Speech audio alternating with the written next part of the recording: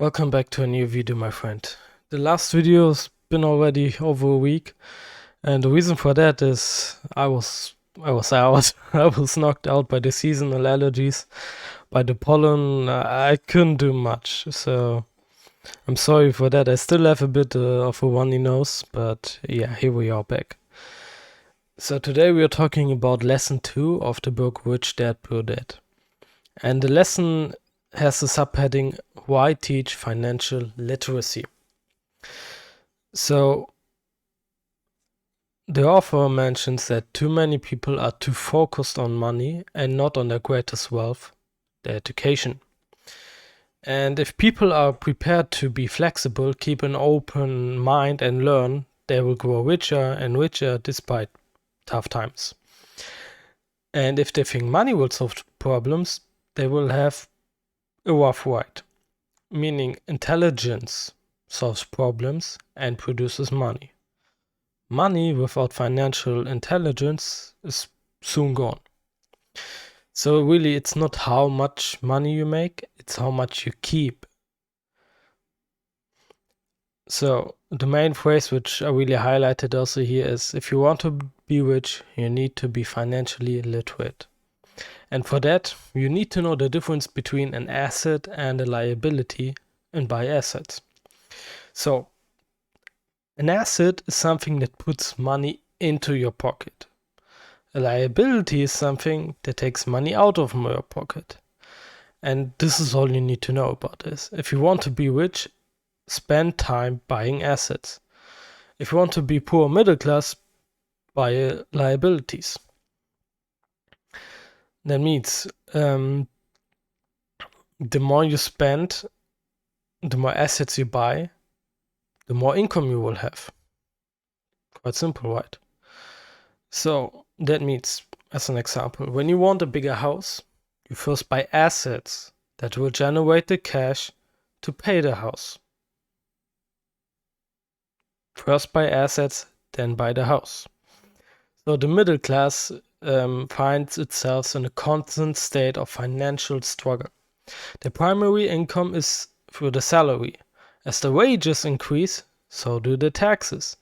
The expenses tend to increase in proportion to the salary increase. Hence the phrase the rat race. Again, the expenses tend to increase in proportion to the salary increase. Meaning, the more money you get from your job, the more you spend it. That's how most people do it. And those people treat their home, their house, as the primary asset instead of investing in income producing assets. And the real tragedy is that the lack of early financial education is what creates the risk faced by average middle class people. So the reason they have to play it safe is because their financial positions are tenuous at best. Meaning their balance sheets are not balanced. They are loaded with liabilities and have no real assets that generate income. Typically, their only source of income is the job, meaning their livelihood becomes entirely dependent on the employee. So let's narrow it down. As a typical middle class employee, you work for the company. Employees make the business owner or the shareholders rich, not themselves. And your efforts and success will help provide for the owner's success in retirement. That's how it is. The second point is you work for the government as well, because the government takes its shares from your paycheck before you even see it. So by working harder, you simply increase the amount of taxes taken by the government. And then if you narrow it down mathematically, most people work from January to May just for the government because the taxes are so high. And last of all, you work for the bank because after taxes, your next largest expense is usually your mortgage and credit card debt. Doesn't sound nice, right? So And then the next question he asks is, what is wealth?